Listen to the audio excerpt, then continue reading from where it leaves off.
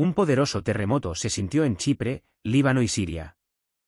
Hace momentos, Jerusalén fue sacudida por un evento que se desarrolló sin advertencia, preparación o piedad para aquellos atrapados en su espantoso agarre, mientras la tierra bajo la ciudad santa se movía repentinamente. El cielo sobre ella se oscureció de forma antinatural, y un profundo silencio siguió que se sintió más pesado que el propio temblor. Este no fue un terremoto ordinario, ni un simple estrés sísmico registrado en instrumentos, sino una perturbación marcada por una precisión inquietante. Golpeó tierra antigua ligada a la profecía, dejando distritos modernos inquietantemente intactos, obligando a los científicos a dudar, a los funcionarios a hablar con cautela y a millones en todo el mundo a observar con asombro y incredulidad. Antes de continuar, por favor dale me gusta a este vídeo. Deja tus pensamientos en los comentarios y suscríbete para estar alerta a lo que sigue. El evento comenzó sin ninguna advertencia visible. No hubo temblores tempranos, ni señales sutiles, y absolutamente ningún tiempo para que las personas se prepararan. Jerusalén estaba pasando por un momento ordinario cuando el suelo de repente se movió debajo de ella, interrumpiendo la vida diaria sin previo aviso. El cambio fue inmediato y enérgico, destrozando la sensación de estabilidad de la ciudad de una manera que se sintió abrupta y profundamente inquietante. En cuestión de momentos, los informes confirmaron que los temblores no se limitaron a Israel. La gente sintió el temblor hasta Chipre, Líbano y Siria, lo que indica que fue un evento regional en lugar de una perturbación local. Lo que lo hizo más alarmante fue su llegada. Normalmente, los terremotos se anuncian a través de movimientos más pequeños que señalan una presión creciente. Esta vez, no hubo acumulación. El suelo se movió de repente, sin explicación, reflejando la advertencia bíblica, porque cuando digan paz y seguridad, entonces vendrá sobre ellos destrucción repentina. La sensación de sorpresa fue total. Muchos residentes lucharon por describir su experiencia. Antes de que registraran completamente el temblor, notaron un sonido. Era profundo y bajo, descrito como un gruñido parecido a un trueno que surgía de debajo de la ciudad en lugar de caer del cielo. La vibración viajó a través del cuerpo, no solo por los oídos, creando una sensación de que el suelo mismo estaba reaccionando. La Biblia a menudo usa un lenguaje similar al describir momentos de agitación, diciendo: la tierra se sacudió y tembló, los cimientos de las montañas se movieron. Para aquellos que estaban de pie en Jerusalén, esas palabras se sintieron inesperadamente reales. Mientras el temblor recorría la ciudad, múltiples áreas reaccionaron simultáneamente. Las calles se movieron, los muros de piedra se agrietaron y los cimientos antiguos respondieron juntos. No hubo un patrón claro de daño que se propagara gradualmente. En cambio, el movimiento se sintió unificado, como si las capas de la ciudad estuvieran conectadas por una única fuerza debajo de la superficie. Las estructuras que habían permanecido durante generaciones se movieron al unísono, desafiando la suposición de que la edad por sí sola equivale a la estabilidad. Lo que intensificó el shock fue la rapidez con la que todo cesó. El temblor no se desvaneció lentamente ni disminuyó en etapas. Terminó casi tan repentinamente como comenzó, dejando tras de sí una pesada quietud. La gente se congeló, sin saber si el peligro había pasado o si seguiría otro movimiento. Ese silencio hizo que el momento fuera más difícil de procesar porque no ofrecía una conclusión clara. En segundos, la certeza se desvaneció. La falta de advertencia, el amplio alcance y la repentina quietud se combinaron para dejar una impresión duradera. No fue solo el suelo lo que se movió, sino el sentido de seguridad que las personas llevaban consigo. Jerusalén recordó cuán frágiles pueden sentirse los entornos familiares cuando la tierra misma se mueve sin previo aviso, haciendo eco de una verdad antigua repetida en las Escrituras: cuando los cimientos se mueven, todo lo que se construye sobre ellos es probado. A medida que emergieron las evaluaciones, el miedo se profundizó, no solo debido al daño, sino a dónde se concentraba ese daño. Los datos de las lecturas sísmicas y las encuestas del suelo apuntaron consistentemente a una ubicación: la falla que corre debajo del Monte de los Olivos, una cresta al este de Jerusalén que tiene un inmenso significado geológico y espiritual. Para muchos observadores, esta alineación era imposible de ignorar. El epicentro no se desvió aleatoriamente debajo de la ciudad, se asentó precisamente donde la historia, la profecía y la expectativa han convergido durante siglos. Lo que siguió solo intensificó la inquietud.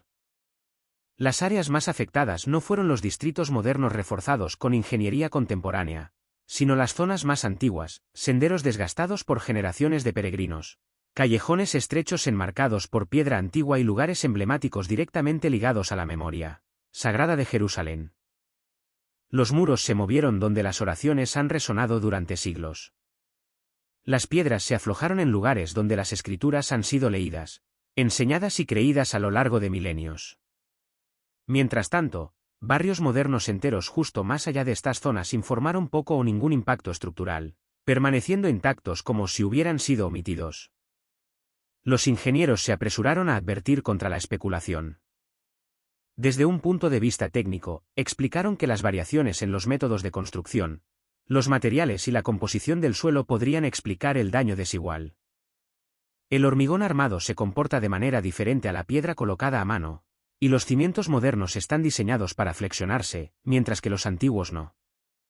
En el papel, las explicaciones eran sólidas, científicamente aceptables, incluso reconfortantes. Sin embargo, para aquellos que vivían dentro del patrón, esas explicaciones se sentían incompletas. Los residentes que caminaron por las calles afectadas notaron algo difícil de reducir a estadísticas. La línea de impacto parecía seguir áreas densas de significado histórico y espiritual, mientras que perdonaba estructuras cercanas de otra era. El daño no se irradiaba uniformemente hacia afuera, seguía un camino. Ese camino, susurraron muchos, se sintió deliberado, no violentamente dirigido en todas las direcciones, sino enfocado, medido, casi contenido. Un local lo describió simplemente, sabía dónde estaba. El lenguaje comenzó a cambiar. Los ingenieros hablaban de coincidencia, los locales hablaban de selectividad. Algunos lucharon por hablar en absoluto, inquietos por la posibilidad de que esto fuera más que un simple estrés liberado a lo largo de una falla. Las escrituras resonaban silenciosamente en el fondo de esas conversaciones, especialmente los pasajes que hablan de lugares específicos siendo sacudidos como señales en lugar de accidentes. Zacarías escribió, el monte de los olivos se partirá en dos, anclando la agitación futura no en la abstracción sino en la geografía, una montaña, una dirección, un momento. La pregunta que se extendió por la ciudad no fue gritada, sino llevada en tonos bajos. ¿Por qué esta ubicación sobre todas las demás? ¿Por qué terrenos tan estrechamente ligados a la profecía, la oración y la promesa? Y quizás lo más inquietante de todo, ¿por qué ahora, en este momento particular de la historia, cuando las tensiones son altas y las expectativas están aumentando silenciosamente? Al caer la noche, esa pregunta permaneció sobre Jerusalén como un trueno inacabado. Y no termina aquí. Quédate con nosotros, porque lo que sigue puede explicar por qué esta precisión importa más de lo que nadie esperaba. Para entender por qué el enfoque en el Monte de los Olivos inquietó a tantos, uno debe mirar más allá de los mapas y las fallas. Esta cresta no es simplemente una característica geográfica al este de Jerusalén, es un lugar donde la narrativa bíblica se cruza repetidamente con momentos decisivos en la historia humana. Mucho antes de que los instrumentos modernos midieran el estrés bajo su suelo, las escrituras ya le habían asignado significado a esta tierra, marcándola como un punto de encuentro entre lo divino y lo humano. Fue en las laderas del Monte de los Olivos donde Jesús se retiró a orar en el jardín de Getsemaní, llevando el peso de lo que estaba por venir. Según los relatos de los evangelios, el suelo allí absorbió angustia, obediencia y rendición de una manera que pocos lugares lo han hecho jamás. Desde esta misma cresta, después de la resurrección, Jesús ascendió al cielo, dejando tras de sí no silencio, sino una promesa. Los ángeles declararon que regresaría de la misma manera, anclando la expectativa no en la abstracción sino en un lugar específico. El Monte de los Olivos se convirtió así en algo más que un telón de fondo para eventos sagrados, se convirtió en un marcador de continuidad entre la partida y el regreso. Esa expectativa no se originó solo en el Nuevo Testamento. Siglos antes, el profeta Zacarías describió un momento futuro en el que el Señor estará sobre el Monte de los Olivos, y la montaña misma se partiría de este a oeste. Esta profecía es inusualmente precisa, nombrando tanto la dirección como la ubicación, como si se asegurara de que su cumplimiento no pudiera confundirse con una mera metáfora. En la tradición bíblica, tal especificidad es rara y deliberada, lo que indica que el lugar mismo tiene un propósito. Debido a esto, el Monte de los Olivos funciona como un puente entre los testamentos. En las escrituras hebreas, aparece en el contexto de juicio, restauración e intervención divina. En el Nuevo Testamento, se convierte en el escenario de la oración, la ascensión y la promesa de regreso, sufrimiento y esperanza, partida y expectativa, juicio y misericordia que convergen en el mismo terreno. Pocos lugares en el mundo tienen un significado tan estratificado. Cuando surgieron informes de que el daño había trazado esta cresta con una precisión inusual, muchos sintieron instintivamente que algo más que geología aleatoria estaba en juego. La preocupación no se basaba en la superstición, sino en la memoria, textual, histórica y espiritual. Las escrituras asocian repetidamente el temblor de la tierra con momentos en que se revelan realidades ocultas, y se interrumpe la complacencia. El Monte de los Olivos, ya saturado de significado profético, parecía un candidato poco probable para la coincidencia. La historia y la profecía han compartido durante mucho tiempo este paisaje, a menudo desarrollándose en patrones superpuestos en lugar de eventos aislados. El suelo bajo el Monte de los Olivos ha sido testigo de oración, lágrimas, expectativa y espera a lo largo de generaciones. Cuando ese mismo suelo ahora muestra signos de estrés y fractura, evoca no solo miedo sino reconocimiento. Para muchos, la perturbación se siente simbólica, como si un lugar confiado con tanto significado estuviera una vez más atrayendo la atención hacia sí mismo, no como una reliquia del pasado, sino como una señal que apunta hacia algo aún por completarse. En las horas que rodearon el temblor, la atención se centró hacia arriba cuando surgieron informes de una luz radiante que aparecía sobre el monte del templo, visible contra el cielo oscurecido y capturada en múltiples grabaciones. Los testigos describieron la luz como distinta de los aviones, bengalas o efectos atmosféricos comunes. No parpadeó ni se dispersó. Apareció, mantuvo su forma brevemente y luego ascendió verticalmente, desapareciendo con repentinidad en lugar de desvanecerse gradualmente en la noche. Esa partida abrupta inquietó a muchos porque carecía del comportamiento que las personas asocian instintivamente con fuentes de luz naturales. Lo que hizo que estos informes fueran más difíciles de descartar fue su familiaridad. Avistamientos similares se han documentado en años anteriores, tanto por residentes como por visitantes, apareciendo intermitentemente sobre la ciudad vieja y el área del monte del templo.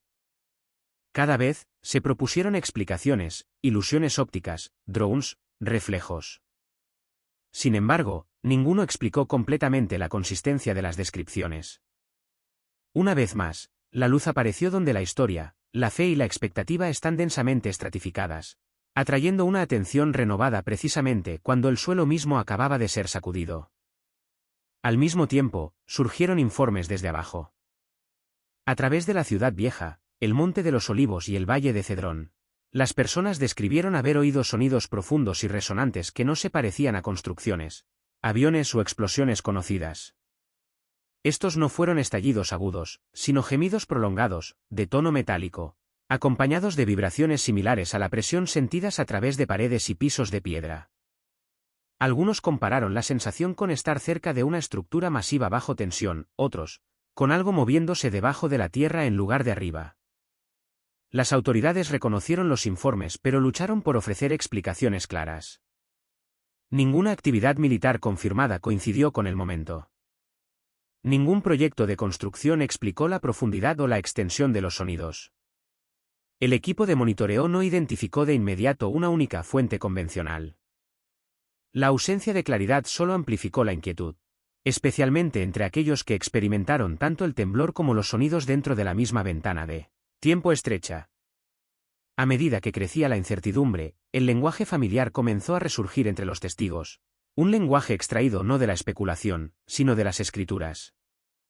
Se recordaron silenciosamente pasajes que describen la tierra gimiendo, la creación respondiendo y momentos de silencio que preceden a eventos decisivos. Para muchos, estas interpretaciones no fueron declaraciones, sino reflexiones, moldeadas por el reconocimiento de que Jerusalén rara vez ha sido solo otra ciudad cuando aparecen señales en el cielo o en el suelo. En los textos bíblicos, el sonido y la luz a menudo acompañan transiciones, advertencias o revelaciones, no para abrumar, sino para despertar la atención. Lo que más preocupaba a los observadores no fue ningún fenómeno único, sino la convergencia. Luz arriba, sonido abajo y tierra sacudida en medio crearon una experiencia estratificada que resistió una fácil categorización. Ya sea vista a través de la precaución científica o la memoria espiritual, los eventos presionaron la misma pregunta en la conciencia colectiva de la ciudad. ¿Son estas anomalías aisladas o fragmentos de un patrón más grande que aún se está formando? Si sigues esto de cerca, tómate un momento para darle me gusta al vídeo, comparte tus pensamientos en los comentarios y suscríbete al canal para no perderte lo que viene. Después de que el suelo se cayó, Jerusalén no volvió a la normalidad. En cambio, la ciudad entró en un extraño intervalo que muchos describirían más tarde como más inquietante que el temblor mismo. Sobre el antiguo horizonte, una densa capa de nubes se asentó, no rodando con el viento ni formándose a partir de un frente de tormenta que avanzaba, sino apareciendo casi fija, como si hubiera sido colocada allí deliberadamente. El cielo no se agitó ni amenazó con lluvia, simplemente se quedó. No hubo truenos, ni lluvia, ni viento medible que explicara lo que siguió. Los meteorólogos notarían más tarde la ausencia de desencadenantes atmosféricos típicos. Sin embargo, para aquellos que estaban debajo del cielo, las explicaciones técnicas se sintieron remotas e insuficientes.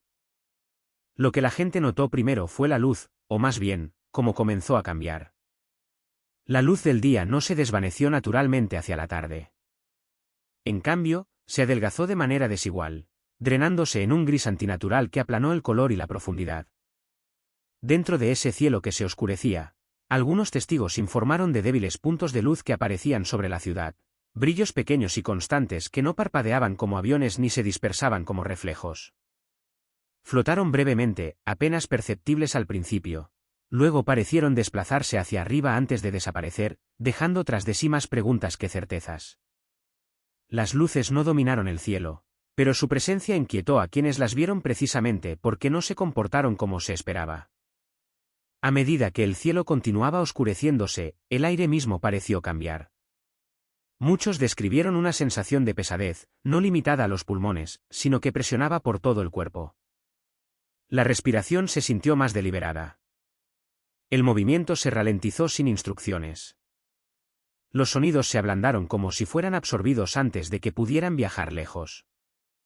Los pasos ya no resonaban de la misma manera a través de los callejones estrechos. Las voces tenían menos peso, se desvanecían antes de lo esperado. Incluso la actividad rutinaria adoptó un ritmo medido, como si el entorno mismo desalentara la prisa. Lo que hizo que el momento fuera particularmente inquietante fue la ausencia de caos impulsado por el miedo.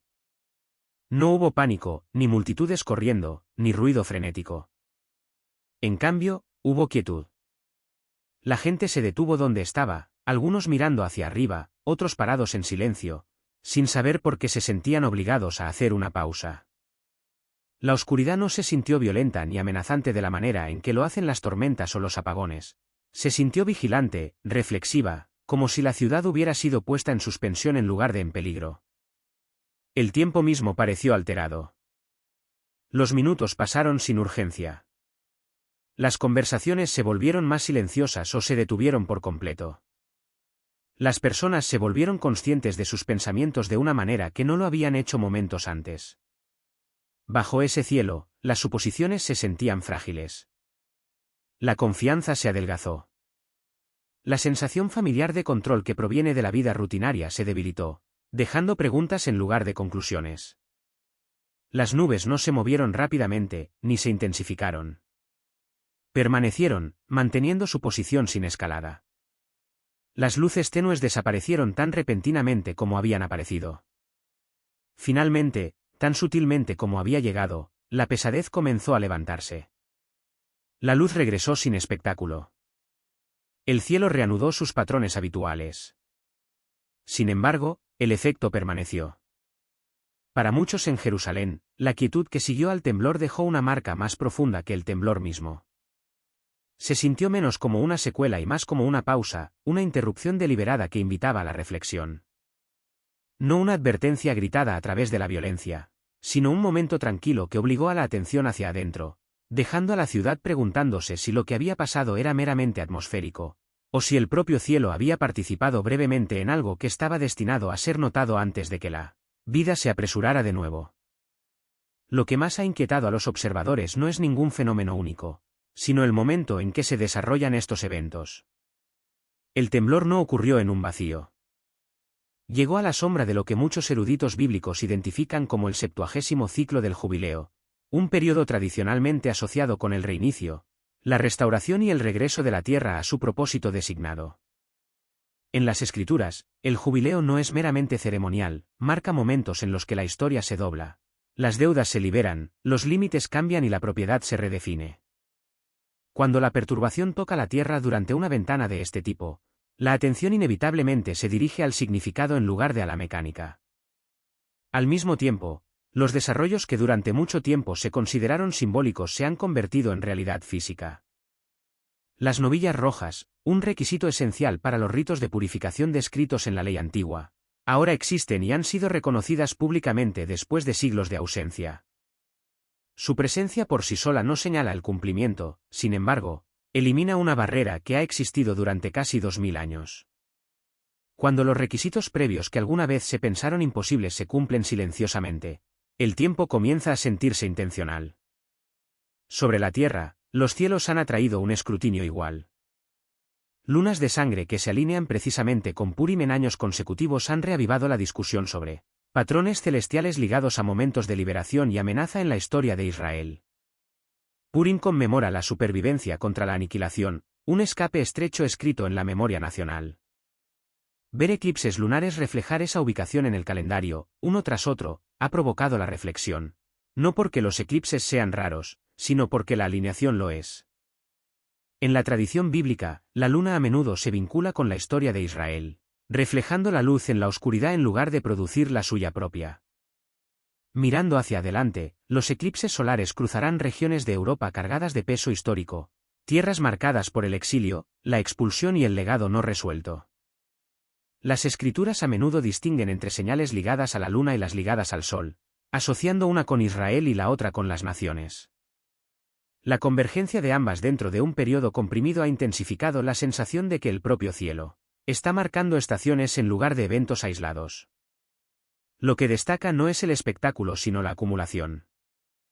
Estos elementos, ciclos de jubileo, preparación ritual, señales lunares, caminos solares, no están apareciendo con años de diferencia.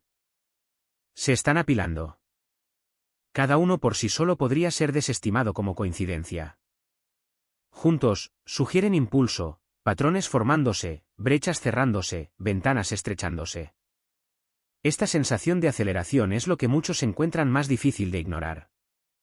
La historia no suele anunciar sus puntos de inflexión con claridad, pero a menudo los revela a través de la convergencia.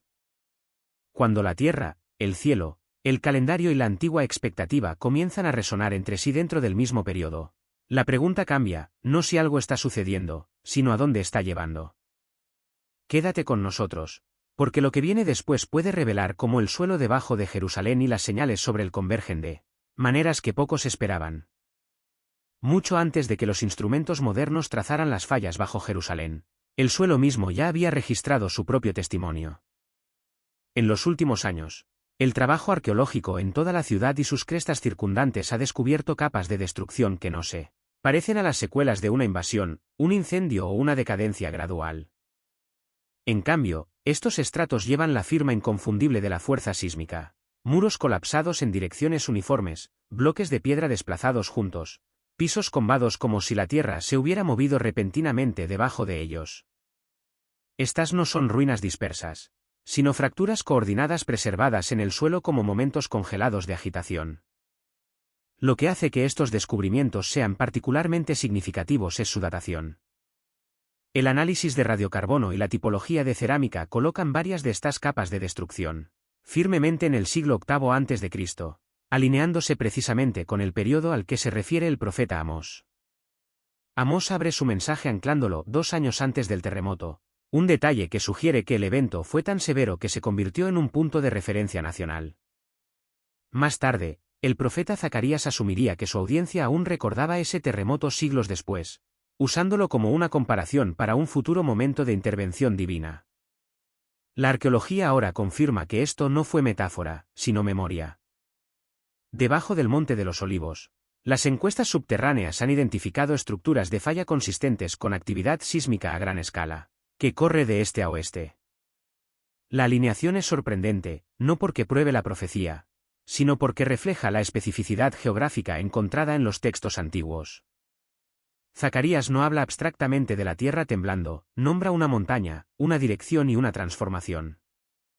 Cuando los escaneos modernos revelan una falla exactamente donde los escritores antiguos ubicaron la expectativa, la coincidencia se vuelve más difícil de descartar. A esta convergencia se suman inscripciones y textos fragmentarios descubiertos cerca del perímetro sagrado de Jerusalén. Algunos de estos escritos toman la forma de oraciones en lugar de proclamaciones, expresando anhelo de presencia divina e intervención asociada con la montaña oriental. El lenguaje es anticipatorio, no explicativo. No registra cumplimiento, sino esperanza grabada en piedra y preservada bajo tierra, esperando en lugar de declarar. Los eruditos notan que estos textos preceden a marcos teológicos posteriores, lo que sugiere que la expectativa que expresan no fue impuesta después del hecho, sino incrustada tempranamente en la cosmovisión de la comunidad. Esto importa porque reencuadra cómo se entiende la profecía. En lugar de especulación distante, estos escritos revelan una población que observa, espera y orienta activamente su esperanza en torno a lugares y eventos específicos. La idea de Dios parado sobre la montaña oriental no fue una invención posterior superpuesta a la historia, fue una expectativa transmitida a través de generaciones, reforzada por el recuerdo de perturbaciones pasadas.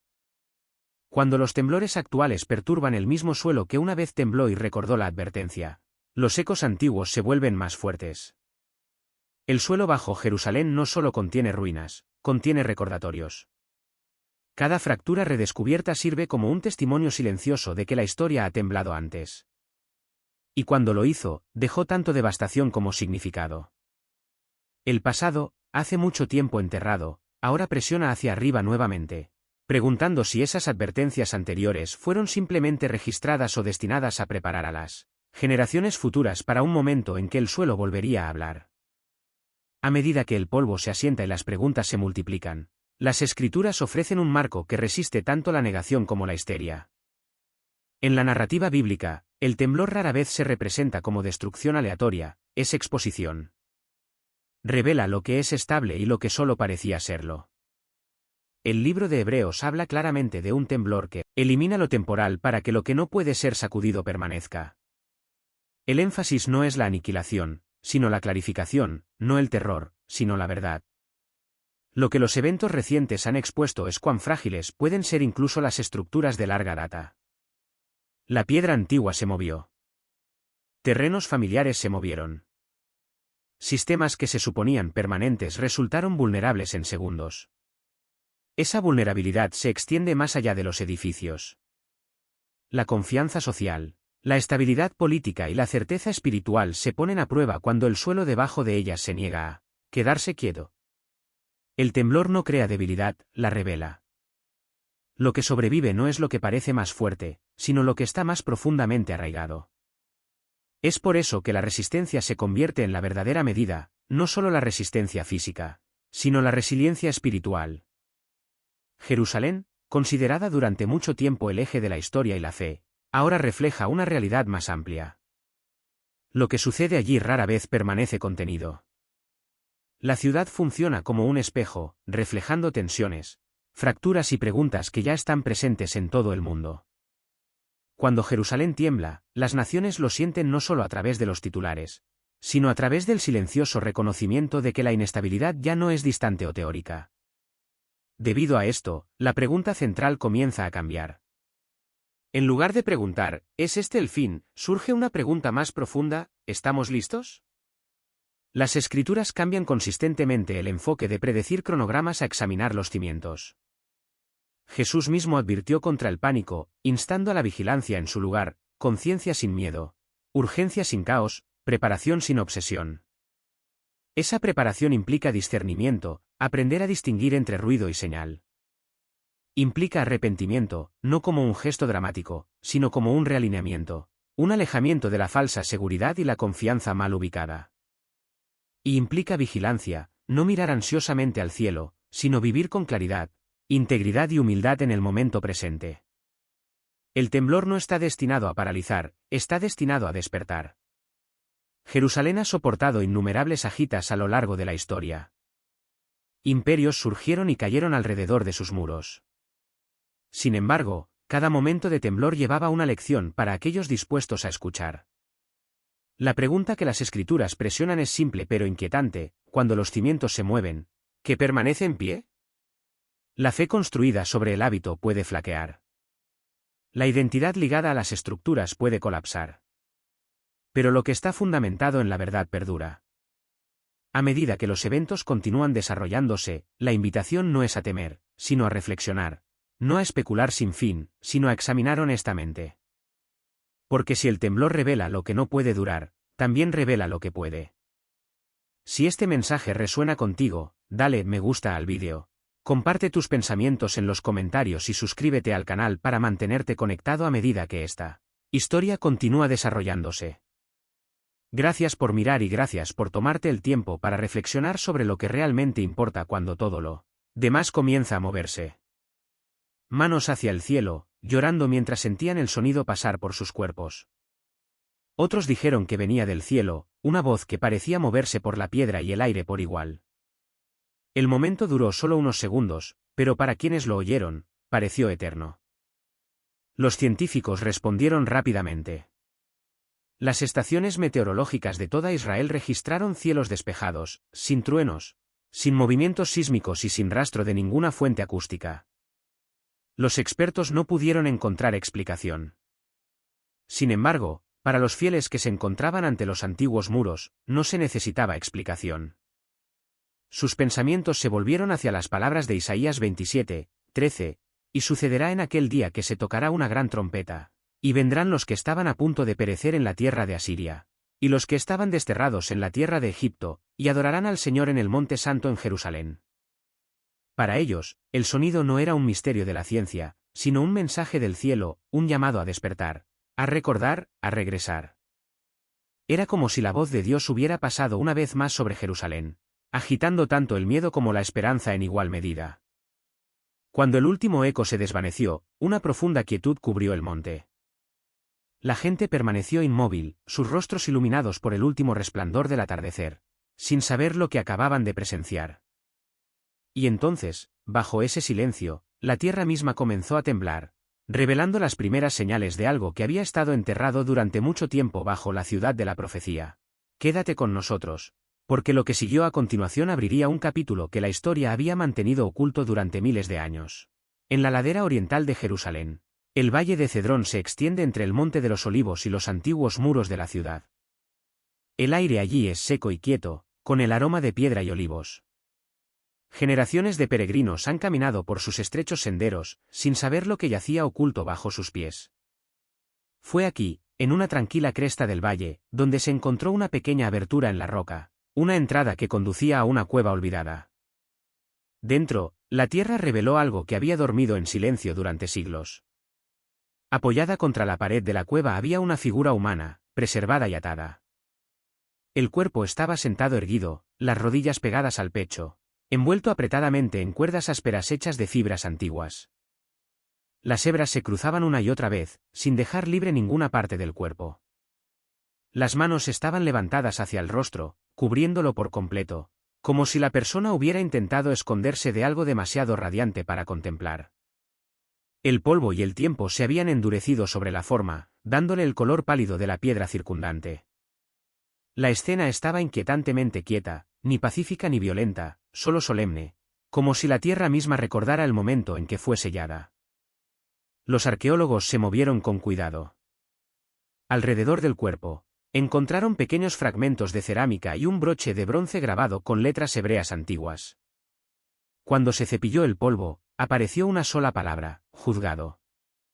La inscripción era más antigua que las marcas de entierro conocidas de la región, y su significado golpeó profundamente. Se sentía más como un mensaje dejado en el silencio de la piedra. Cuando el descubrimiento llegó a Jerusalén, eruditos y rabinos se reunieron para estudiar el hallazgo. Algunos dijeron que pertenecía a una práctica funeraria olvidada. Otros creían que tenía un significado espiritual.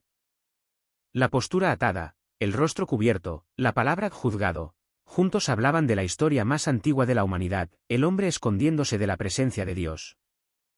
Los rabinos recordaron la profecía de Isaías 2:19. Los hombres se meterán en los agujeros de las rocas, y en las cavernas de la tierra, por el terror del Señor, y por la gloria de su majestad, cuando se levante para sacudir terriblemente la tierra. Para muchos, la cueva en el valle de Cedrón se convirtió en algo más que un sitio arqueológico. Se convirtió en un espejo del alma, una imagen de esclavitud espiritual, del miedo que todavía ata a la humanidad cuando se aparta de la luz. Los visitantes se pararon ante la abertura en silencio, sus rostros iluminados por la luz menguante del domingo. Algunos rezaron en voz baja, otros simplemente lloraron. Los muertos atados parecieron hablar sin palabras, recordando a todos los que lo vieron que lo que está oculto bajo la tierra algún día será revelado ante el cielo. Al atardecer, la última luz del día tocó la entrada de la cueva. Las sombras se profundizaron, y la figura en el interior pareció desvanecerse una vez más en la piedra. Sin embargo, algo en el aire había cambiado. La tierra había descubierto no solo los restos de un hombre, sino un mensaje para los vivos. El temor del Señor todavía se mueve por Jerusalén, como siempre lo ha hecho. Sigue observando, porque mientras la muerte ha hablado desde el polvo, una luz comienza a descender sobre la ciudad. La noche después del descubrimiento en el valle de Cedrón, Jerusalén pareció contener la respiración. A lo largo de la calle Rey David, donde las viejas piedras se encuentran con la ciudad moderna, los testigos comenzaron a reunirse. Al principio, fue solo un suave resplandor sobre el horizonte, tenue, dorado y quieto. Pero en cuestión de momentos, ese resplandor se iluminó y tomó forma. En lo alto, apareció una forma, la luz se plegó en lo que parecía una silueta humana, con los brazos extendidos, rodeada de haces radiantes. Para muchos, se parecía a alas descendiendo sobre la ciudad. La gente se detuvo en las calles, los autos se detuvieron, el aire se llenó de voces silenciosas, algunos rezando, otros llorando. Se alzaron teléfonos hacia la luz, y pronto múltiples grabaciones capturaron la misma visión desde diferentes rincones de Jerusalén. En cuestión de horas, los vídeos se habían difundido por todo el mundo. Espectadores de naciones distantes observaron en silencio cómo la ciudad santa brillaba con una brillantez que no tenía una fuente visible. Los científicos respondieron rápidamente. Las estaciones meteorológicas informaron de cielos despejados, sin tormentas, sin descargas eléctricas, sin drones ni proyectores en el área. Los expertos lo llamaron reflejo atmosférico, pero ninguno pudo explicar de qué se reflejaba la luz. El cielo estaba perfectamente despejado. El evento duró casi 3 minutos, luego se desvaneció lentamente, dejando tras de sí un silencio que pareció más profundo que la noche misma. Para los fieles, el significado era claro. Las palabras de Lucas 5 y 24 resonaron en muchos corazones, porque como el relámpago que sale de una parte debajo del cielo brilla sobre las que están debajo del cielo, así será el Hijo del Hombre en su día. La luz sobre Sión no era un truco del aire, sino un recordatorio de que la mirada del cielo aún descansaba sobre la ciudad de David. Era una señal no de miedo, sino de presencia, como si, por un breve momento, el cielo se hubiera inclinado lo suficiente para que la tierra pudiera ver. La imagen de esas alas descendentes conmovió algo profundo. Algunos dijeron que era un símbolo de misericordia. Otros creyeron que marcaba un momento de reunión cuando las señales en los cielos llamarían a los corazones de los hombres a volver a su Creador. Fuera lo que fuera, ninguno de los que lo vieron pudo olvidarlo. La luz no era mera brillantez, fue visitación. Un mensaje escrito no en palabras, sino en resplandor, de que la historia de Dios con su pueblo no había terminado. Y cuando la luz finalmente se desvaneció, su reflejo pareció persistir en los rostros de quienes la habían presenciado. Una reverencia silenciosa llenó la ciudad, como si las propias piedras hubieran absorbido el brillo. Sin embargo, incluso cuando los cielos se calmaron, otro sonido comenzó a surgir. De debajo de las calles antiguas, resonaron débiles pasos, pasos que venían de las tumbas de los reyes. La historia aún no ha terminado. Síguenos debajo de Jerusalén, donde la fe y la historia se entrelazan. Debajo de la ladera sur de Jerusalén, la ciudad de David está tallada en piedra, una red de túneles antiguos y cámaras silenciosas. Fue allí, durante la restauración de un pasaje que una vez se usó para canalizar agua al palacio, que los trabajadores descubrieron una puerta sellada. La piedra estaba marcada con débiles tallas, ennegrecidas por el hollín. Cuando se levantó la barrera, escapó una ráfaga de aire quieto, como si la tierra exhalara después de 3000 años de silencio. Dentro había una cámara como ninguna otra. Las paredes tenían inscripciones hebreas tempranas, y a través del suelo yacían fragmentos de cerámica estampados con sellos reales de la casa de David. Cerca de la pared del fondo, un cetro de marfil roto yacía en el polvo, el emblema de la realeza. Pero en el centro había algo aún más extraño, un cofre de piedra, sin marcar y ennegrecido por la ceniza. Polvo de oro brillaba débilmente alrededor de su base, y dentro de las grietas de la tapa había rastros de lino carbonizado, como si un fuego sagrado hubiera ardido una vez sobre él. Los eruditos reconocieron la conexión de inmediato. David reposó con sus antepasados y fue enterrado en la ciudad de David, dice un Reyes 2 y 10. Sin embargo, esta tumba no contenía huesos, ni corona, ni cuerpo. Estaba vacía, como si hubiera sido dejada deliberadamente así, un mensaje sellado en piedra. La cámara parecía hablar de juicio y purificación, de algo sagrado que una vez estuvo presente, pero que ahora se había retirado. Cuando el descubrimiento se hizo público, Jerusalén se quedó en silencioso asombro. La trompeta había sonado, el valle había entregado a sus muertos atados, y ahora la tumba del rey había hablado. El patrón era innegable, el cielo, la tierra y la profecía moviéndose como uno. Pero incluso mientras el mundo se maravillaba de lo que se había descubierto, los susurros comenzaron a extenderse por la ciudad vieja. Sacerdotes e investigadores afirmaron haber rastreado una bóveda aún más profunda debajo del monte del templo, un espacio oculto que coincidía con los planos bíblicos de 2 Crónicas. Los escaneos subterráneos insinuaban una cámara arqueada debajo de la superficie, que emitía una débil resonancia metálica. Algunos decían que las dimensiones coincidían con las del Santo de los Santos. Sin embargo, el sitio permaneció sellado, intacto durante milenios. Los funcionarios del gobierno restringieron rápidamente el acceso, citando la preservación. No se hicieron más comentarios. El silencio solo profundizó la sensación de misterio. Entre los fieles, la conexión fue inmediata.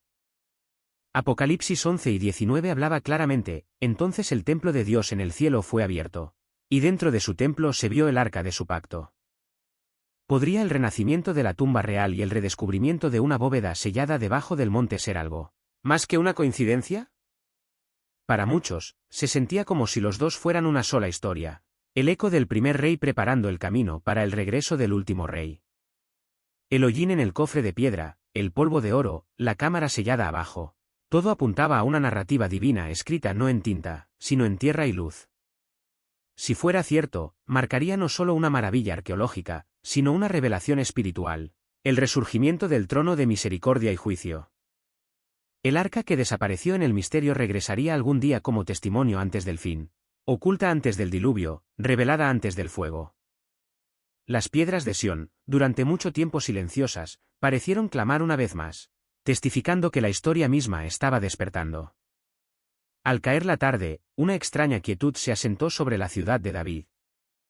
Los túneles subterráneos brillaban tenuemente bajo las luces de los arqueólogos, mientras que arriba, el viento se movía suavemente entre los olivos. La gente hablaba en voz baja, como si supiera que algo sagrado estaba cerca. Y aunque la entrada a la cámara se volvió a sellar, muchos creen que la historia bajo Jerusalén no ha terminado, que el mismo Dios que una vez habló desde el arca pronto hablaría de nuevo. Quédate con nosotros, porque la tierra ha dado su testimonio, y ahora los cielos se preparan para responder. Comenzó sin previo aviso. Al final de la tarde, mientras las campanas sonaban y las oraciones resonaban por la ciudad vieja, el cielo sobre Jerusalén se oscureció. Nubes se reunieron en capas sobre las colinas de Sión, hinchándose de color y movimiento.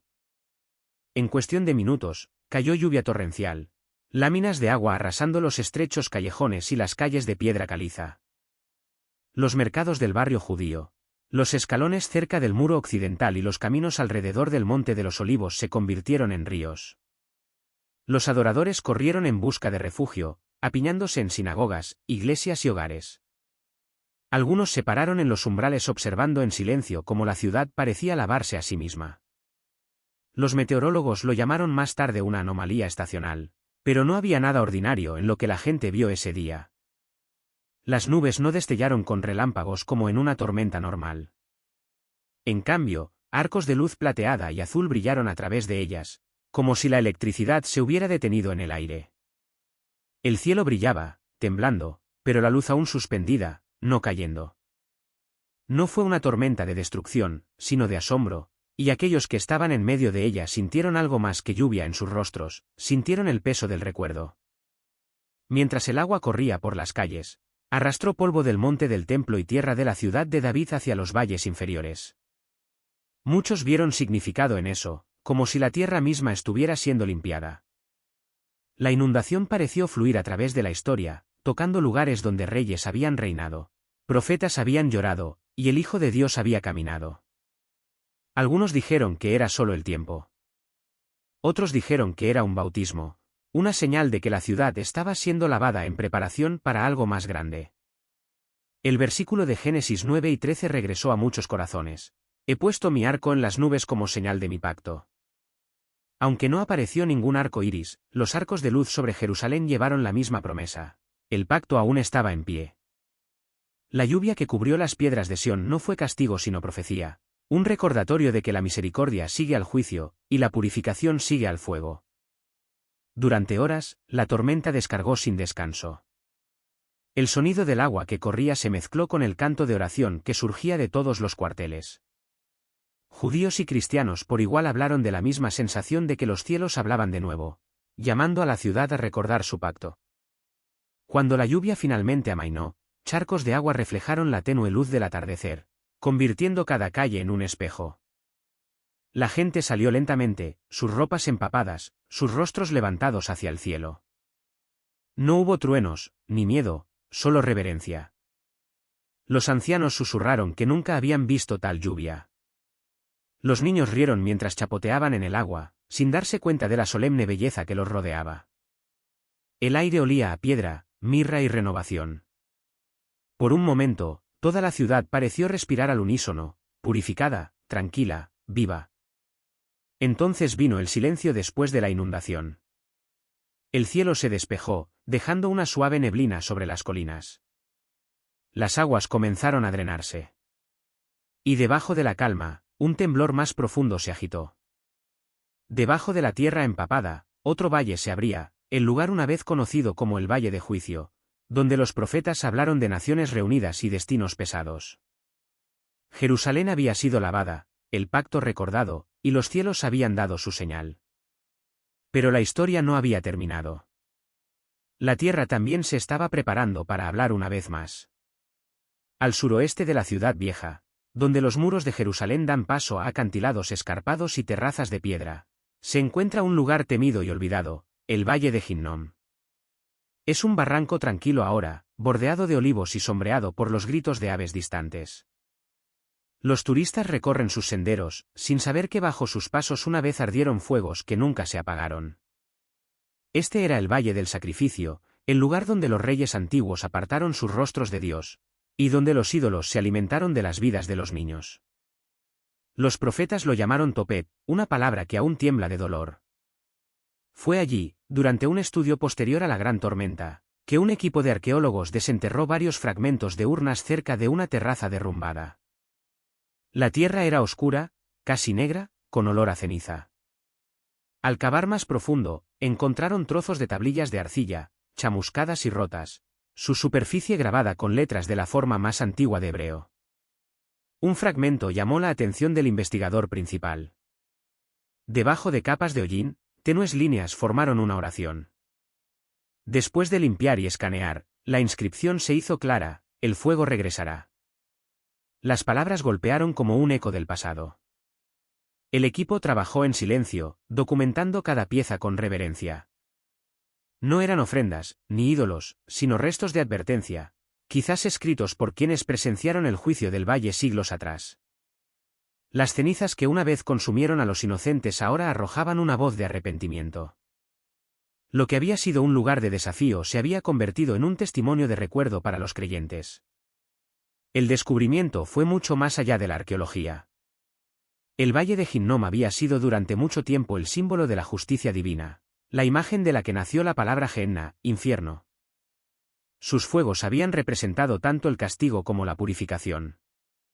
Sin embargo, Ahora, de esas mismas cenizas, la tierra había hablado de nuevo. El valle que una vez ardió con rebelión devolvió ahora su testimonio, un mensaje no de ira sino de recuerdo. Las palabras de Jeremías 19:6 cobraron vida, por tanto, he aquí que vienen días, dice Jehová, en que este lugar no se llamará más Topet, ni el valle del hijo de Hinnom, sino el valle de la matanza. El profeta había advertido que sangre y fuego llenarían este barranco debido a los pecados cometidos allí. Y, sin embargo, incluso esa profecía tuvo un fin, una promesa de que de la destrucción vendría la restauración. Las tablillas encontradas en el suelo parecían llevar esa misma verdad. La línea, el fuego regresará, no hablaba solo de perdición, sino de la llama refinadora que limpia lo que una vez fue profanado. Eruditos y sacerdotes se reunieron en el sitio para estudiar los fragmentos. Algunos creen que formaban parte de un registro del templo escrito durante las reformas del rey Josías. Otros los vieron como escritos proféticos ocultos antes del exilio babilónico. Independientemente del origen, el mensaje era innegable: el suelo de Jerusalén todavía lleva memoria. La tierra recuerda el pecado incluso cuando los hombres olvidan. Cada tormenta, cada temblor, cada señal descubierta en los últimos días parecía converger en esta verdad, que lo físico y lo espiritual no están separados, sino entrelazados bajo el suelo de Sión.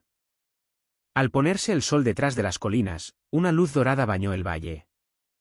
Las urnas y los fragmentos brillaron tenuemente, las antiguas letras resplandecieron como si estuvieran vivas. Los arqueólogos se quedaron en silencio.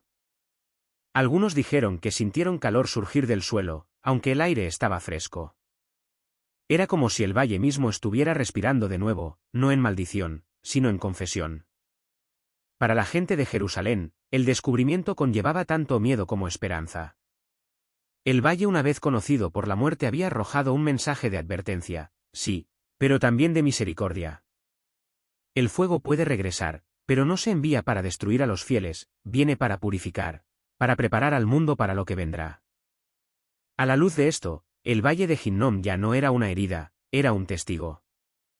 Y al caer la noche sobre la ciudad, un trueno murmuró a lo lejos, resonando por las colinas. Las señales de trompeta, inundación, tumba y fuego ahora parecían moverse hacia un solo propósito, reuniendo fuerza como una marea creciente. Algo invisible los estaba uniendo, una convergencia escrita antes de que el tiempo comenzara. Desde la primera resonancia de la trompeta hasta el temblor del suelo, desde la luz sobre Sión hasta el fuego en el valle, cada evento parecía separado, una extraña secuencia de señales a través de la tierra de Jerusalén. Sin embargo, a medida que los días se convirtieron en semanas, un patrón comenzó a emerger: trompeta, muertos, luz, tumba, arca, inundación, fuego. Cada fenómeno, ya sea en el cielo o debajo de la tierra, hablaba el mismo idioma. Ya no eran momentos aislados, sino hilos de un único tapiz divino. El cielo y la tierra se movían juntos, respondiéndose en un ritmo de profecía que se desplegaba no en palabras, sino en la creación misma. Los sonidos en el cielo, las aguas en las calles, el descubrimiento de huesos y reliquias, todas estas cosas formaron una sola voz. Como declara Romanos 8:22, porque sabemos que toda la creación gime y está de parto hasta ahora. La tierra no moría, estaba dando a luz. El temblor de las montañas, las tormentas sobre la ciudad y el fuego que se elevaba de las cenizas no eran caos, eran testimonio. El cielo habló, y el suelo respondió. Los científicos buscaron patrones de clima, geología y coincidencia. Sin embargo, sus instrumentos no pudieron medir el pulso de la profecía. Algo más grande se agitaba debajo de los datos. La trompeta había sonado, llamando a las naciones a despertar. Los muertos atados en el valle se habían levantado como símbolos de recuerdo. La luz sobre la torre de Sión había descendido como señal de misericordia. La tumba del rey había sido revelada para hablar de juicio y renovación. El rumor del arca había recordado a los fieles que el pacto aún permanece. La inundación había limpiado. El fuego había purificado. Y ahora, había llegado la convergencia. Jerusalén se encontraba una vez más en el centro de la conversación del cielo con la tierra. Para aquellos que observaban con ojos espirituales, quedó claro que el mundo mismo estaba respondiendo al orden divino. El cielo brilló no por casualidad. El suelo se abrió no por descomposición. Las aguas subieron no por el tiempo. Todo se movió en armonía, como si la mano del Creador estuviera dirigiendo una sinfonía final de revelación. El significado no estaba oculto, el cielo se mueve. La tierra tiembla. Y Jerusalén, el reloj eterno de la profecía, marca la hora. Las piedras que una vez llevaron la historia ahora llevaban advertencia.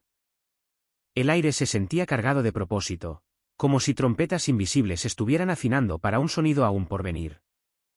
Y todavía, en el silencio entre estas señales, perduraba una profunda compasión.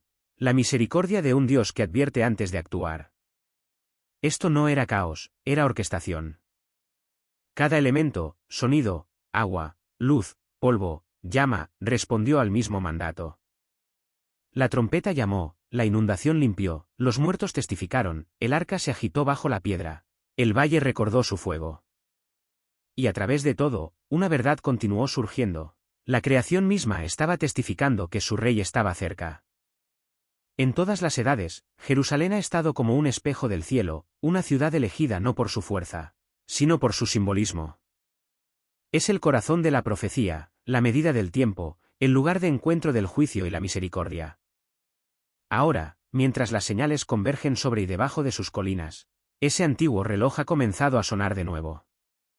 El sonido de su carillón no es miedo, sino despertar, el recordatorio de que cada promesa escrita en las Escrituras se cumplirá. El tiempo de la curiosidad está terminando. El tiempo del arrepentimiento ha llegado. Las señales no se dan solo para el asombro, sino para la preparación. La trompeta no es un sonido de espectáculo, sino de convocatoria. Cada eco llama al corazón a regresar antes de que suene la siguiente nota. Incluso ahora, la misericordia todavía mantiene la puerta abierta. La lluvia ha cesado, el fuego se ha atenuado y los cielos se han callado, pero no por mucho tiempo. Cada movimiento en las nubes, cada temblor en el suelo, susurra la misma verdad, el rey viene. Antes de que suene la próxima trompeta, todavía hay misericordia, pero los cielos ya se están preparando para su respuesta.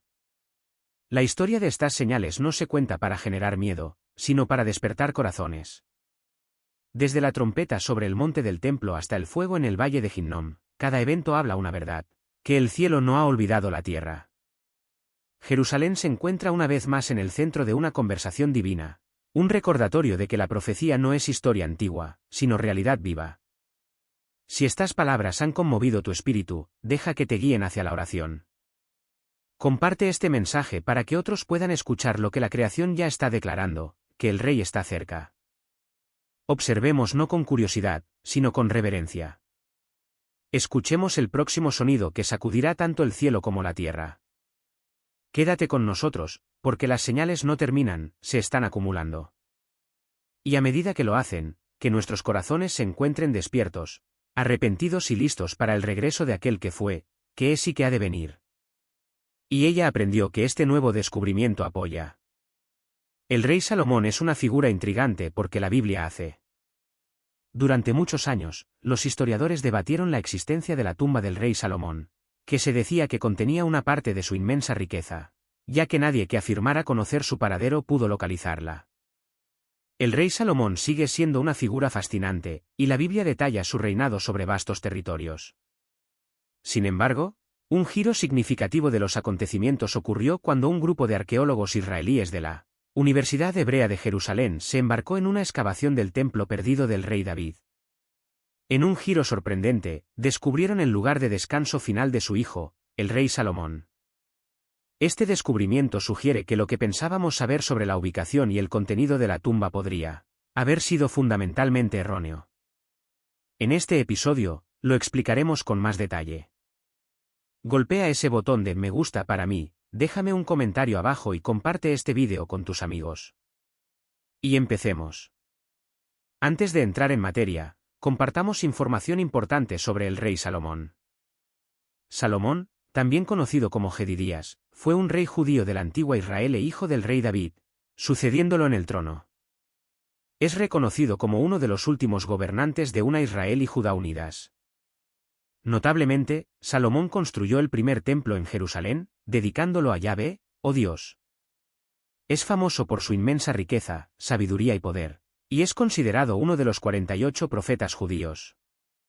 En el Nuevo Testamento, se le representa como un sabio maestro cuya sabiduría es finalmente eclipsada por la de Jesucristo.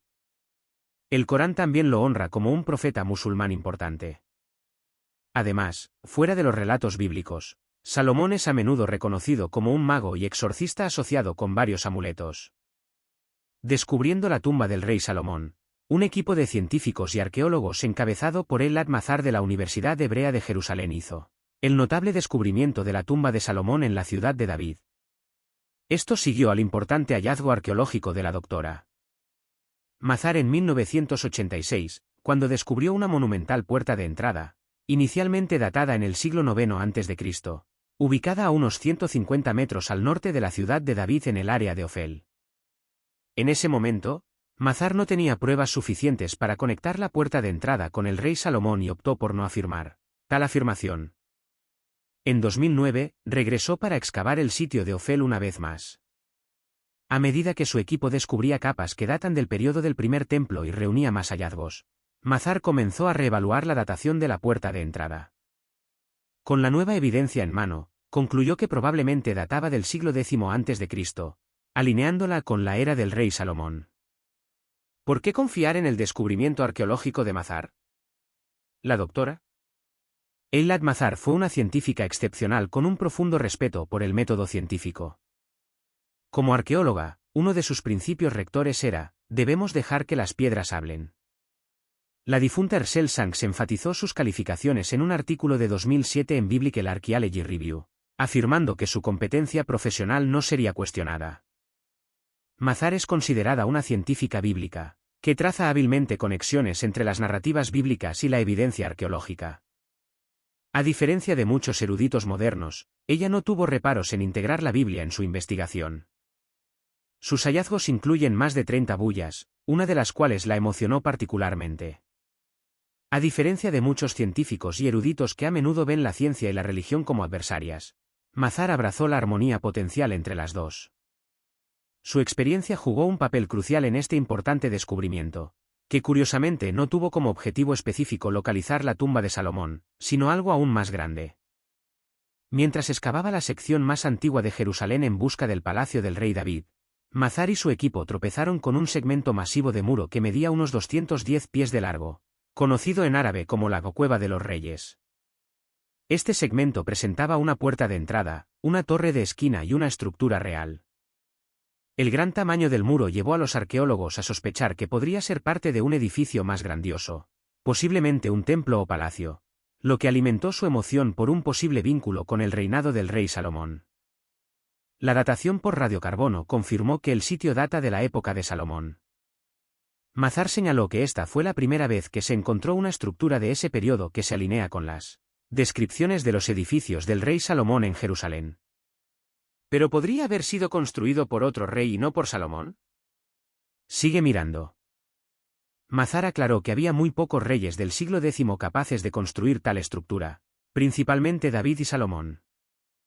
Según la Biblia, el rey David, famoso por su batalla con Goliat, fue el padre de Salomón y se le atribuye el inicio de la construcción del primer templo en Jerusalén en el monte del templo. Además, las cerámicas encontradas cerca del muro ayudaron a datar la estructura a la segunda mitad del siglo X a.C., coincidiendo con el reinado del rey Salomón.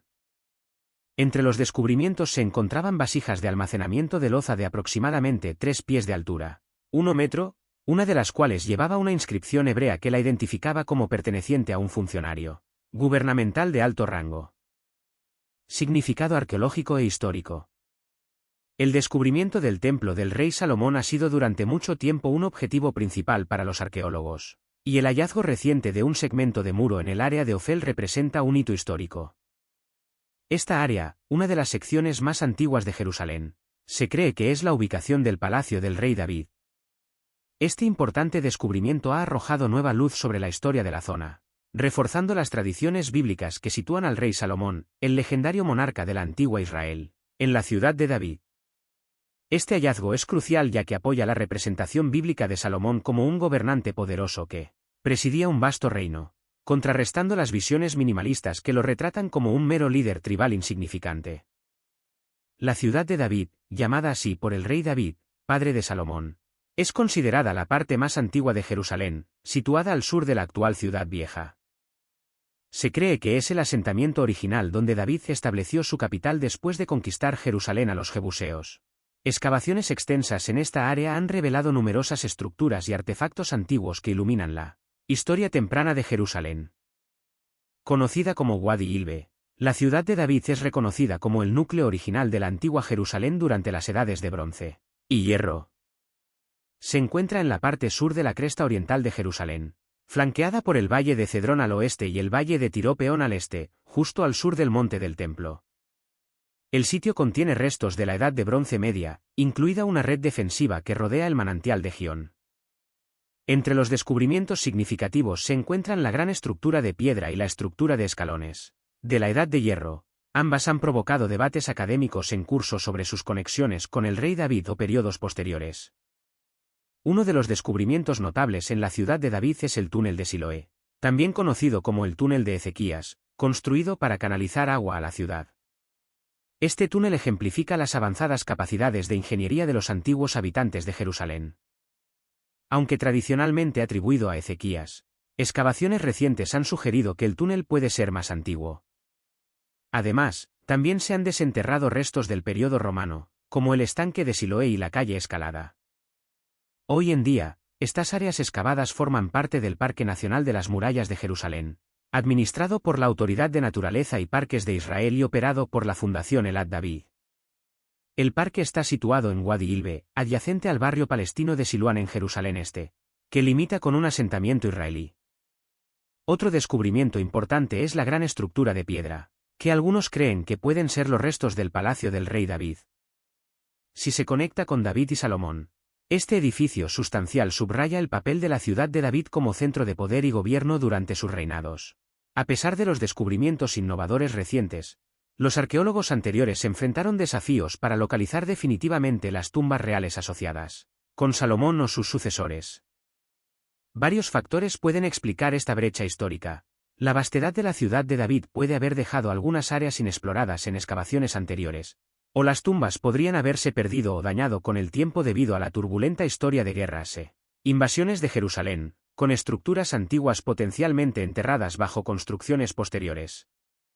Los arqueólogos permanecen comprometidos a descubrir estas tumbas reales, reconociendo el potencial transformador de tales hallazgos. El descubrimiento de estas tumbas proporcionaría información vital sobre los gobernantes de la antigua Israel, sus prácticas funerarias, enriqueciendo nuestra comprensión de esa era. Si bien las tumbas reales aún pueden ser esquivas, los descubrimientos realizados en la ciudad de David han sido invaluables. Han permitido a arqueólogos e historiadores reconstruir el pasado de Jerusalén y las vidas de sus habitantes durante la monarquía unida. Con cada nuevo hallazgo que amplía nuestro conocimiento y aclara la narrativa histórica antes del eventual descubrimiento de las tumbas, circularon muchas teorías intrigantes sobre cámaras ocultas y otras especulaciones. Profundicemos en algunas de estas teorías y especulaciones. Hipótesis y especulaciones. Antes del innovador descubrimiento de la Dra. Mazar, existía una considerable especulación sobre la ubicación de la tumba de Salomón. Algunas teorías postulaban que yacía debajo del monte del templo, un sitio de inmensa importancia religiosa para el judaísmo, el cristianismo y el islam. Conocido como Harem al-Sharif, o el noble santuario, entre los musulmanes, se cree que el monte del templo es el lugar desde el cual el profeta Mahoma ascendió a la presencia divina en un viaje nocturno milagroso. La cúpula de la roca, una maravilla arquitectónica del Islam, conmemora este evento. El monte del templo ha sido un codiciado pedazo de tierra a lo largo de la historia, conquistado y reclamado por diversas civilizaciones, incluidos los jebuseos, israelitas, babilonios, griegos, persas, romanos, bizantinos, musulmanes tempranos, cruzados, mamelucos, otomanos y británicos. Ha sido testigo de un número notable de eventos históricos significativos, quizás más que cualquier otra hectárea en el mundo. Sin embargo, las investigaciones arqueológicas en el sitio han sido limitadas.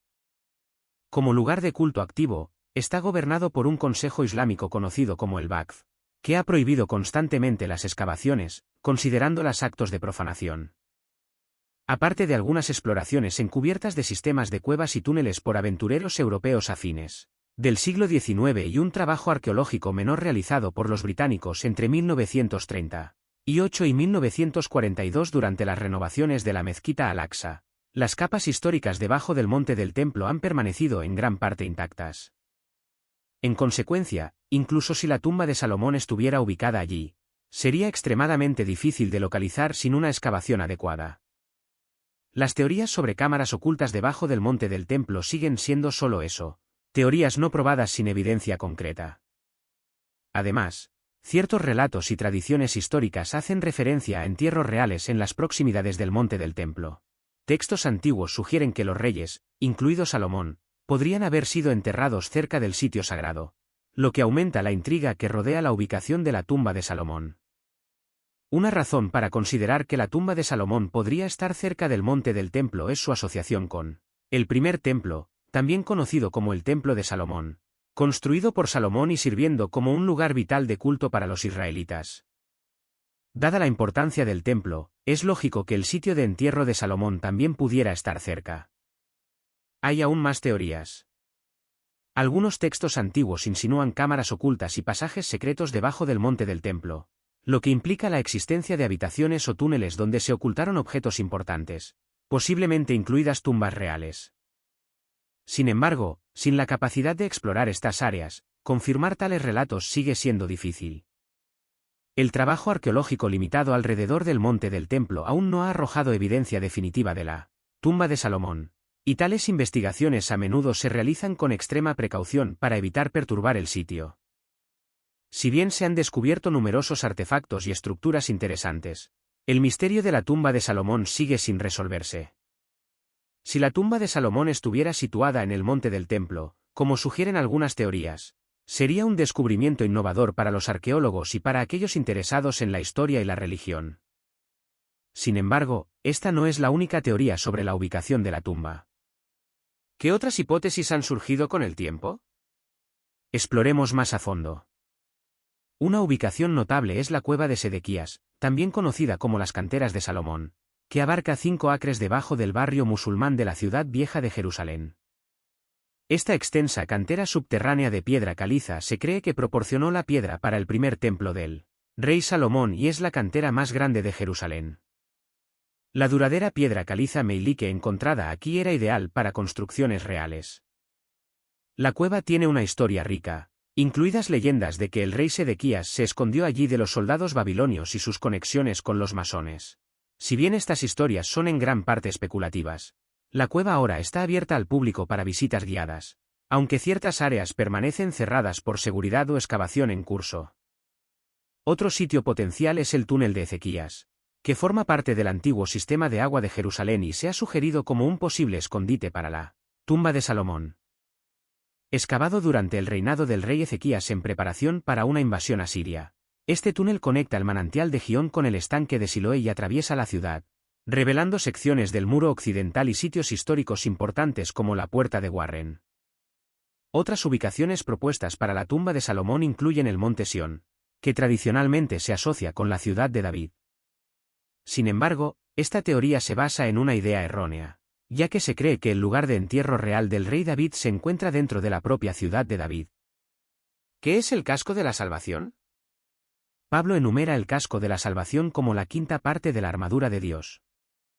¿Qué significa para nosotros hoy? ¿Cómo nos lo ponemos? ¿Y cómo nos protege? Y toma el casco de la salvación. Efesios 6 y 17. Cuando un soldado de la época del apóstol Pablo se preparaba para la batalla, el casco era la última pieza de la armadura en colocarse.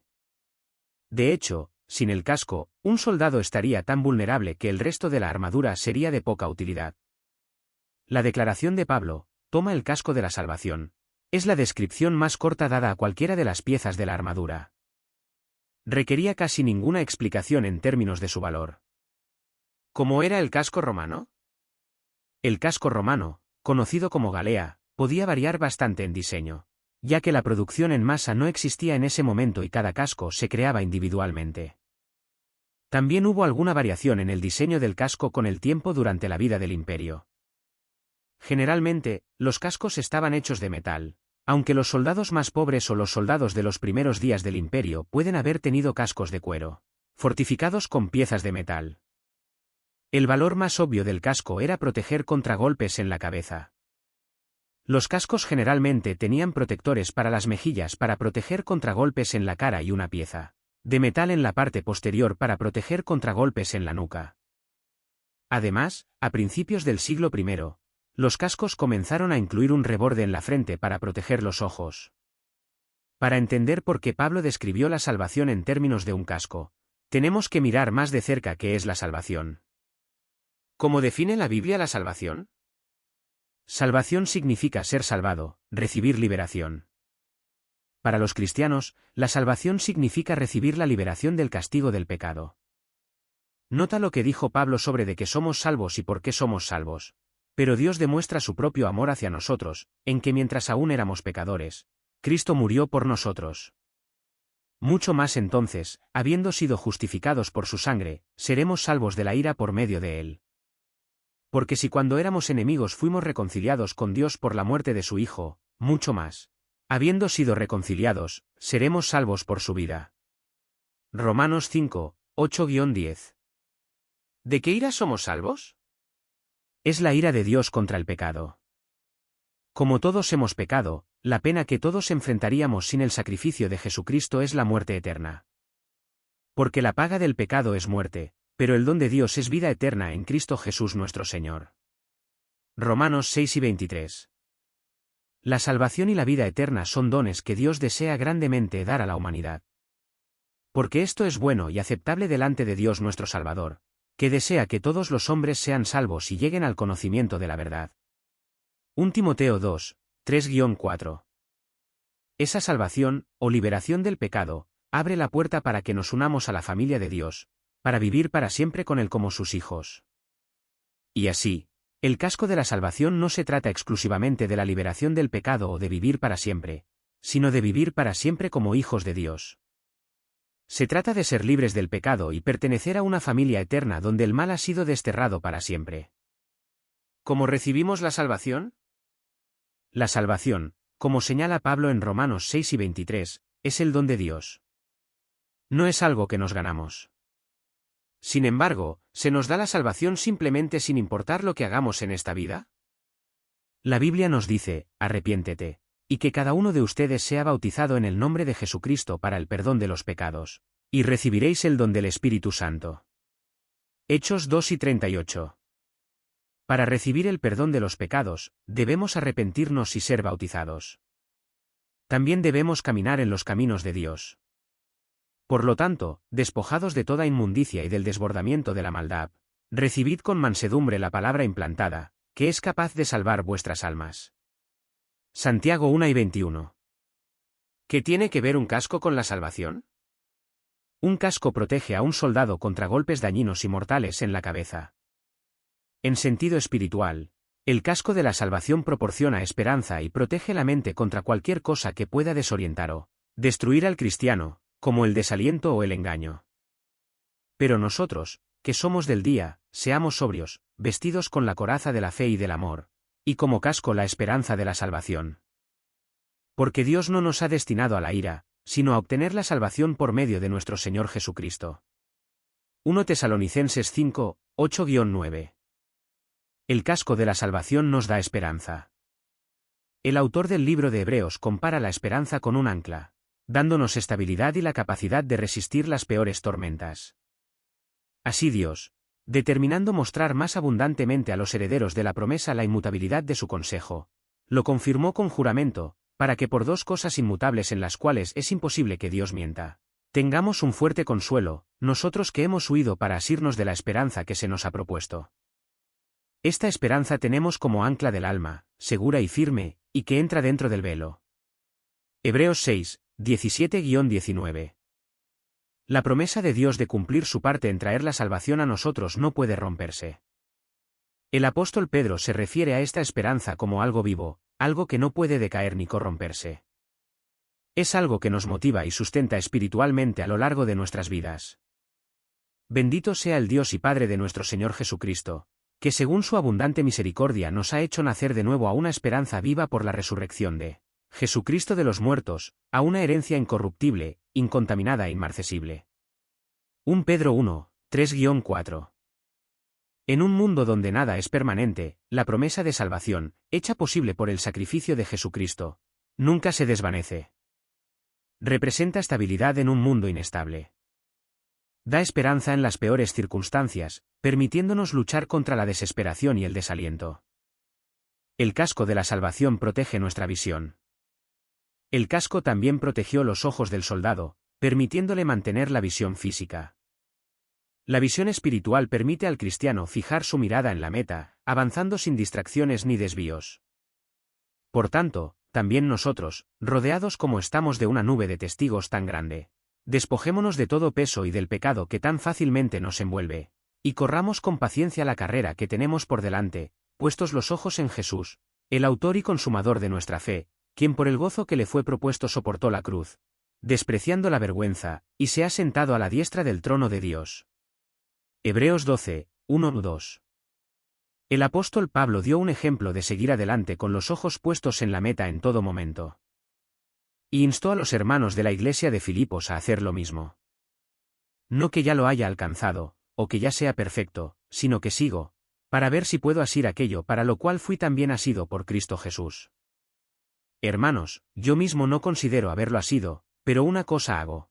Olvidando lo que queda atrás y extendiéndome a lo que está delante, sigo hacia la meta, al premio de la soberana vocación de Dios en Cristo Jesús. Filipenses 3, 12-14. Con el casco de la salvación puesto, un cristiano puede centrarse en la meta de la salvación, imitando la vida de Jesucristo para alcanzar la meta que Él hizo posible para nosotros. Tenemos esperanza que puede sostenernos en el viaje y visión para fijar nuestros ojos firmemente en la meta. Qué valiosa pieza de armadura es verdaderamente el casco. La razón por la que tomamos el casco de la salvación. Un soldado que va a la batalla sin casco se habría expuesto instantáneamente a los golpes más mortales. Dejar de lado cualquier pieza de la armadura habría sido peligroso, pero ir sin el casco habría sido impensable. Tampoco podemos permitirnos estar sin el casco de la salvación hoy. El casco de la salvación nos protege y mantiene nuestro enfoque donde necesita estar, el final de la carrera. Cuando llevamos ese casco, no importa lo que Satanás nos arroje. Sabemos por qué luchamos, y sabemos que nuestra salvación, nuestra liberación, es un don de alguien mucho mayor que nuestro enemigo. El casco de la salvación significa que no tenemos que vivir con miedo a Satanás. Cuando intenta desorientarnos y destruirnos, el casco nos recuerda que nuestra victoria vendrá no de nosotros, sino de Dios que gobierna el universo, y que Dios quiere darnos esa victoria. Y con ese casco firmemente asentado en nuestras cabezas, podemos concentrarnos en vivir la vida para la que Dios nos llamó, luchando la buena batalla en nuestro viaje hacia el reino de Dios. Cuando el apóstol Pablo escribió sobre la coraza de justicia y el casco de salvación, podría haber estado repitiendo un pasaje de Isaías donde Dios, el Redentor de Sión, se pone estas mismas piezas de armadura.